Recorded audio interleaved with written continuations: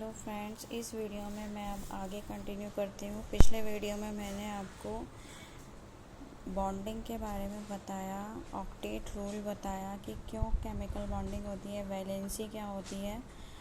इसके आगे का इसमें बताया गया है। First, ionic bond, electropositive element release electrons and form cation.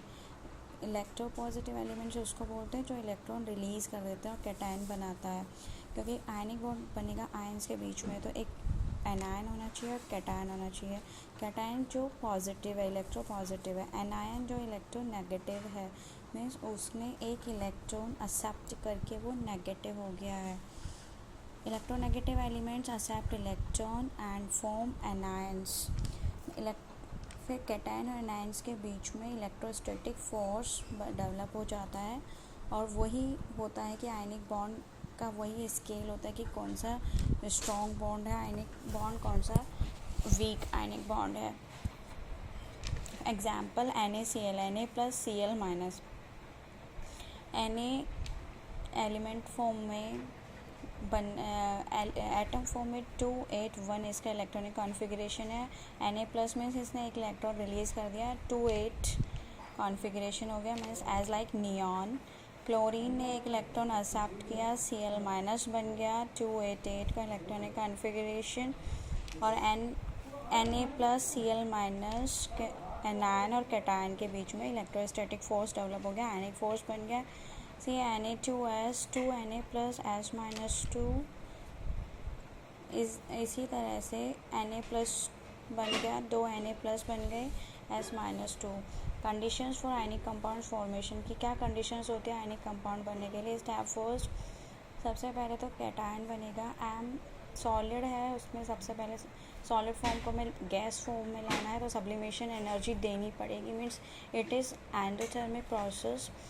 M metal मतलब गैस फॉर्म में जो है उसका आयनाइजेशन एनर्जी चाहिए होगी, मीन्स उसको M प्लस में चेंज होना है, तो आयनाइजेशन एनर्जी रिक्वायर्ड होती है। मीन्स ये भी एंडोथर्मिक प्रोसेस होता है, दोनों में ही हमें एनर्जी देनी पड़ती है। स्टेप 2, इसमें हमने कोई भी गैस ली है, Cl2F2, मीन्स उसको X2 से रिप्रेजेंट किया है। हमें एक एलिमेंट चाहिए, मान लो हम NaCl बना रहे हैं, तो हमें एक Cl चाहिए, तो Cl2 फॉर्म में मिलता है, लेकिन हमें तो Cl पहले बॉन्ड डिसोशिएशन करके उसको Cl फॉर्म में लाना पड़ेगा। बॉन्ड डिसोशिएट किया, 1Cl हो गया। अब X ने एक इलेक्ट्रॉन एक्सेप्ट करके X माइनस हो गया, इसमें एनर्जी रिलीज़ होती है, दिस इज़ इलेक्ट्रॉन एफिनिटी। ये एक्सोथर्मिक प्रोसेस होता है, इलेक्ट्रॉन एफिनिटी, एनर्जी रिलीज़ होती है। स्टेप थर्ड होता है कि M प्लस और X माइनस दोनों कंबाइन होंगे और लैटिस एनर्जी रिलीज़ होती है, तो ये भी एक्सोथर्मिक प्रोसेस होता है। कोई भी आयनिक कंपाउंड जब स्टेबल होगा या नहीं होगा, ये इसी चीज़ से पता पड़ता है। अगर exothermic energy means energy release होने वाली ज़्यादा है एंडोथर्मिक से, एनर्जी रिलीज़ होनी चाहिए, मीन्स प्रोसेस एक्सोथर्मिक होना चाहिए, तो वो ज़्यादा स्टेबल होगा आयनिक कंपाउंड। इसके लिए आयनिक पोटेंशियल लेस होना चाहिए, क्योंकि आयनिक पोटेंशियल तो रिक्वायर्ड एंडोथर्मिक प्रोसेस है। इलेक्ट्रॉन एफिनिटी मोर होनी चाहिए क्योंकि वो एक्सोथर्मिक है। लैटिस एनर्जी मोर होनी चाहिए क्योंकि वो एक्सोथर्मिक है। Next, lattice energy. Lattice energy किसी भी लैटिस की कैसे पता पड़ती है, तो दो चीज़ होती है लैटिस में, अट्रैक्शन भी होता है, रिपल्शन भी। Attraction due to cation anion, तो attraction due to attraction lattice energy क्या है, Z plus E Z minus E Na upon R। Z plus और Z माइनस चार्ज हो गया कैटायन और एनायन का, E इलेक्ट्रॉन चार्ज होता है 1.6 × 10⁻⁹। R हो गया electro nuclear distance, cation anion के बीच में जो डिस्टेंस है। N हो गया एवोगाद्रो नंबर, और A हो गया मॉडुलम कांस्टेंट, ये दोनों कांस्टेंट होता है। Potential energy due to repulsion, दोनों के इलेक्ट्रॉन क्लाउड्स, इलेक्ट्रॉन जो कैटायन एनायन है उनके इलेक्ट्रॉन क्लाउड्स में रिपल्शन होगा, उसके कारण पोटेंशियल एनर्जी होती है Be²/Rn। तो किसी भी लैटिस की टोटल एनर्जी लैटिस एनर्जी होती है, दोनों को ऐड करके निकाल दिया। तो हाँ, कि according to this condition ionic bond क्या आयनिक बॉन्ड की कंडीशंस, फर्स्ट है कि लो चार्ज होना चाहिए कैटायन एनायन पे। आयनिक बॉन्ड के लिए हमें देखना पड़ेगा कि लो चार्ज होना चाहिए कैटायन एनायन पे। सेकेंड, लार्ज कैटायन होना चाहिए, कैटायन लार्ज होना चाहिए और एनायन स्मॉल होना चाहिए। अब है next born-Haber cycle. Born-Haber cycle से हमें कैसे इससे एक्सप्लेन कर पाते हैं इस पूरी बात को बॉर्न-हैबर साइकिल से। Na सॉलिड है, सॉलिड से हमें गैस में लाना है, सब्लिमेशन एनर्जी दी हमने गैस को, फिर Na प्लस में चेंज किया, आयनाइजेशन एनर्जी दी। Cl2 है गैस फॉर्म में, इसका डिसोसिएशन किया, डिसोसिएशन एनर्जी दी, 1Cl बन गया। फिर इलेक्ट्रॉन एफिनिटी रिलीज़ हुई, Cl माइनस बन गया, और Na प्लस और Cl माइनस दोनों के कंबाइन होने से लेटिस एनर्जी रिलीज़ हुई, NaCl बन गया, लेटिस एनर्जी बन गया। ठीक है, इसको इस फॉर्म में लिख सकते हैं, total formation of crystal S plus half D plus IE plus EA plus U। अगर हम साइन यूज़ करते हैं एनर्जी का तो एंडोथर्मिक प्रोसेस के लिए प्लस और एक्सोथर्मिक के लिए माइनस, तो साइन फॉर्म में इस तरह से इक्वेशन रिप्रेजेंट करते हैं। Next, order of power of ionic bond. Ionic bond की पावर को कैसे एक्सप्लेन करते हैं। फर्स्ट हमें देखना पड़े कि कैटायन का इजीली फॉर्मेशन हो रहा है या नहीं।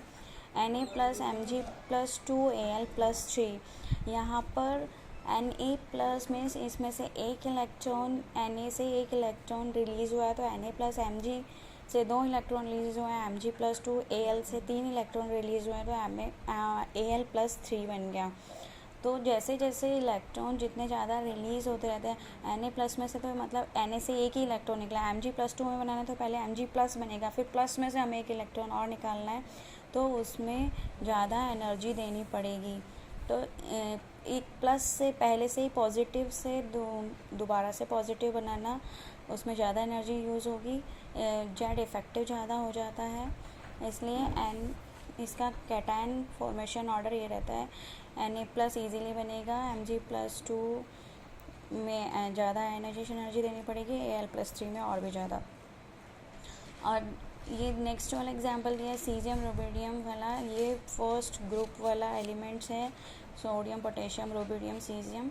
तो जैसे जैसे नीचे ग्रुप में जाते जाते हैं, एक शेल बढ़ने के कारण साइज़ बढ़ता जाता है, तो electron easily release, size increase होने के कारण जेड इफेक्टिव का कम हो जाता है, न्यूक्लियस का बाहर वाले इलेक्ट्रॉन पे इफ़ेक्ट कम हो जाता है, इलेक्ट्रॉन निकलना आसान हो जाता है, इसलिए सीजियम प्लस ईजीली बनेगा और लिथियम प्लस इसके बजाय डिफ़िकल्टी से बनेगा। Next order of easily formation of anion. Anion कैसे बनता है, F minus Cl minus Br minus I minus. हम सेम ग्रुप का है, fluorine chlorine bromine iodine periodic table में, तो इसमें कैसे F है, फ्लोरीन है, एनायन हमें बनाना है, मीन्स उससे एक इलेक्ट्रॉन एक्सेप्ट करना है न्यूक्लियस को, तो इसमें न्यूक्लियस का इफ़ेक्ट को शेल पर ज़्यादा रहेगा, इजीली इलेक्ट्रॉन एक्सेप्ट करके F माइनस बना लेगा। Cl माइनस इससे ज़्यादा है एक शेल इसमें, तो इसमें डिफ़िकल्टी आएगी। इस तरह से I माइनस बहुत मुश्किल से बनेगा, मीन्स F माइनस ईजीली बन जाएगा। फिर ये ऑर्डर रहता है F minus O minus 2 N minus 3 में ये ऑर्डर रहता है, क्योंकि हमें एनायन में एक और इलेक्ट्रॉन, O माइनस में हमें एक और इलेक्ट्रॉन ऐड करना है, तो सेम चार्ज को ऐड करवाना, तो एनर्जी ज़्यादा डिफ़िकल्टी आती है, इसलिए F माइनस ईजीली बन जाएगा। O माइनस 2 N माइनस 3 का ये ऑर्डर रहता है। सो इसलिए हमें क्लियर हो जाता है कि आयनिक बॉन्ड की स्टेबिलिटी को हमें अगर सेलेक्ट करना है, तो हमने एग्जांपल लिया KF KCl KBr, तो यहाँ पे पॉजिटिव को हमने सेम कर दिया, मीन्स K प्लस को हमने सब में सेम कर दिया, और एनायन को हम चेंज कर रहे हैं, तो एनायन जिसमें इजीली बन रहा है वो आयनिक बॉन्ड उस आयनिक कंपाउंड की स्टेबिलिटी ज़्यादा होगी, KF की स्टेबिलिटी ज़्यादा है KI के बजाय। एंड नेक्स्ट वाला एग्जांपल लिया हमने Na, इसमें हमने एनायन को सेम कर दिया F माइनस को, यानी कि, और पॉजिटिव आयन कैटायन को हमने चेंज किया N plus Mg plus 2 Al plus 3, तो जिसमें कैटायन इजीली बन जाएगा, वो वाला आयनिक कंपाउंड भी इजीली बन जाएगा, तो N प्लस ईजीली बनेगा बजाय Mg प्लस 2 के, तो ये वाला ऑर्डर रहता है। इसी तरह से ये सब characteristics of ionic compound. Ionic compounds की क्या क्या कैरेक्टरिस्टिक्स होती है, क्या क्या खास बात होती है। इनके बॉन्ड, आयनिक बॉन्ड बहुत स्ट्रॉन्ग होता है, इसलिए मेल्टिंग पॉइंट, बॉइलिंग पॉइंट इनके हाई होते हैं, ये हार्ड भी होते हैं। ब्रिटल मीन्स ईजीली इनको अगर चोट मारा जाए तो ये टूट जाते हैं। डिजॉल्व इन पॉलर सॉल्वेंट और पॉलर सॉल्वेंट, क्योंकि खुद पॉलर होते हैं तो पॉलर सॉल्वेंट में डिजॉल्व होते हैं। Good conductor in solution form and melted stage, and ये गुड कंडक्टर भी होते हैं सॉल्यूशन फॉर्म में और अपनी मेल्टेड स्टेज में। अगर ये सॉलिड फॉर्म में है तो ये इंसुलेटर होते हैं, इंसुलेटर होते हैं। खाली सॉल्यूशन फॉर्म में या मेल्टेड स्टेज में ही ये गुड कंडक्टर होते हैं। और आयनिक रिएक्शंस फास्ट होती है। क्रिस्टल स्ट्रक्चर कैटायन एनायन का एक स्पेसिफिक अरेंजमेंट होता है, उसको बोलते हैं उसका क्रिस्टल स्ट्रक्चर। जैसे NaCl का है, ये फिक्स है कि इसका FCC यानी कि फेस सेंटर्ड क्यूबिक स्ट्रक्चर होता है। मीन्स Na+ जो है वो 6 Cl- आयन से घिरा हुआ होता है और Cl- एक जो है वो 6 Na+ आयन से घिरा हुआ होता है। जैसे सीजियम क्लोराइड, एक सीजियम आयन 8 Cl- से सराउंडेड होता है और 1 Cl एटम 8 सीजियम आयन से सराउंडेड होता है। और जो आयनिक बॉन्ड्स होते हैं वो नॉन डायरेक्शनल होते हैं, इसको हम बाद में डिस्कस करेंगे। कंडक्टिविटी, अगर इनकी आयनिक कंपाउंड्स की कंडक्टिविटी देखी जाए तो सॉलिड फॉर्म में ये इंसुलेटर होते हैं, क्योंकि ना तो यहाँ पे ये फ्री फॉर्म में आयन्स अवेलेबल हो पाते हैं, ना ही इलेक्ट्रॉन्स अवेलेबल। फ्यूज्ड फॉर्म में ये कंडक्टर होता है और सॉल्यूशन फॉर्म में कंडक्टर होता है। आयन्स अवेलेबल हो जाते हैं, इसलिए इस फॉर्म में ये आयन्स की कंडक्टिविटी शो करते हैं। आयन्स अवेलेबल होने पर कंडक्टर होते हैं। सॉल्युबिलिटी का वाटर में रिजॉल्व कर रहे हैं तो इसके आयन्स जो होते हैं वाटर से सराउंडेड हो जाते हैं। मान लिया NaCl अगर हमने लिया तो ये हमने Na या M+ से इसको डिनोट किया है। प्लस आयन है, माइनस आयन से वाटर है, वाटर का OH पार्ट यानी कि नेगेटिव है, H+ पार्ट ये प्लस पार्ट है, इस तरह से सराउंडेड हो जाता है।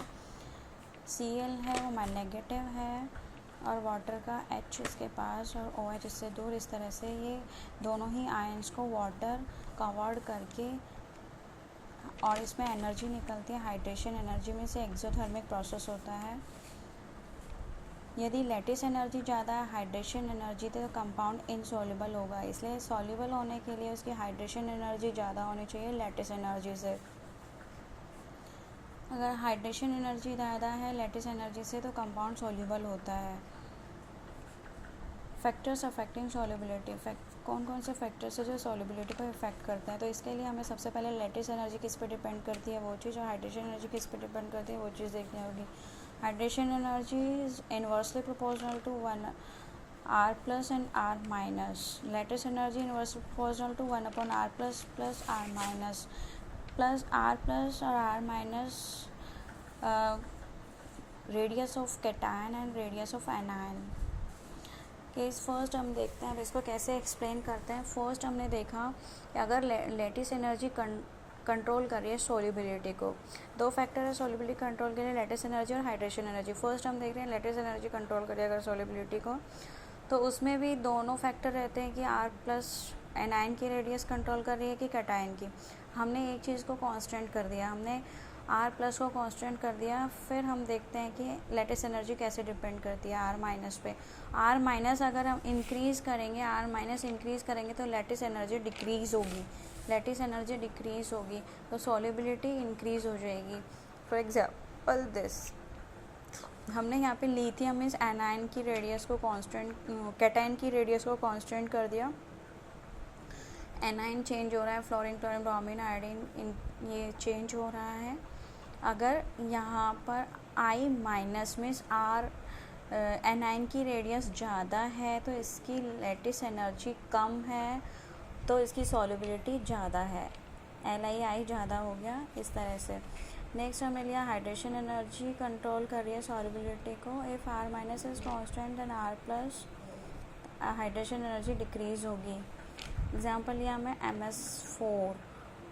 हमने यहाँ पर अगर हाइड्रेशन एनर्जी कंट्रोल कर रहे हैं सॉल्युबिलिटी को, तो हमने यहाँ पे R- को कांस्टेंट करके देखा एक बार, R+ बढ़ा रहे हैं तो हाइड्रेशन एनर्जी कम हो रही है। एग्जांपल हमने लिया बी ई, यहाँ पे हमने सल्फेट आयन यानी कि एनायन को कांस्टेंट कर दिया। हम देख रहे हैं कैटायन को Be+2 Mg+2 Ca+2 स्ट्रोंशियम और बेरियम +2, ये एनायन, ये हमने कैटायंस लिए। बेरियम को यहाँ पे हम जैसे जैसे इधर की तरफ जा रहे हैं एनायन का साइज़ इंक्रीज हो रहा है तो हाइड्रेशन एनर्जी कम होगी, इसलिए बेरिलियम सल्फेट ज़्यादा सॉल्युबल होता है बजाय बेरियम सल्फेट के। थर्ड फैक्टर कंट्रोल करता है सॉल्युबिलिटी का, polarisation power.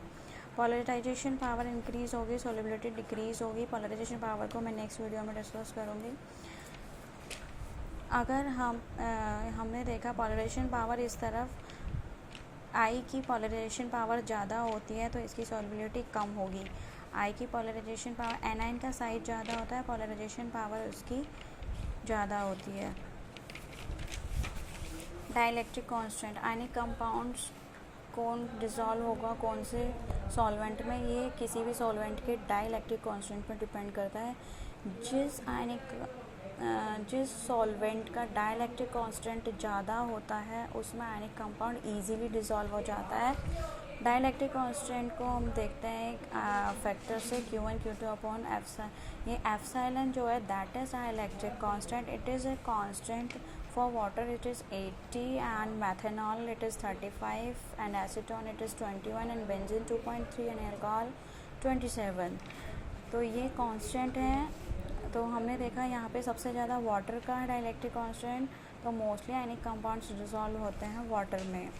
Charges on ions, when charges on ions increase solubility decrease, solubility decrease. Next है आइसोमॉर्फिज्म। आइसोमॉर्फिज्म कौन से क्रिस्टल की स्ट्रक्चर सेम होगी कि नहीं होगी, that it is isomorphism means कोई से भी दो क्रिस्टल सेम दिख रहे हैं। तो ये कैसे पता पड़ता है, हम कैसे पता लगा सकते हैं, electronic configuration of ions are same, have same crystal structure. Example NaF Mg और आइसोमॉर्फिक।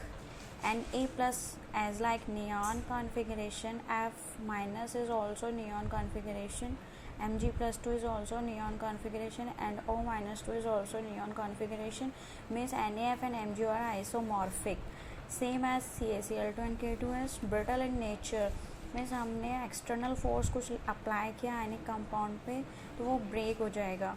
आयनिक कंपाउंड की ये स्ट्रक्चर होती है कि अपोजिट चार्जेस एक दूसरे के पास होते हैं, लेकिन जैसे ही हमने फोर्स अप्लाई किया सेम चार्जेस एक दूसरे के पास आ जाते हैं और ड्यू टू सेम चार्जेस उनमें रिपल्शन होता है, वो क्रिस्टल ब्रेक हो जाता है। आयनिक रिएक्शन की स्पीड क्या होती है, वेरी फास्ट होती है क्योंकि आयंस में रिएक्शन करते हैं। For example NaCl AgNO3 AgCl बनता है PPT फॉर्म में।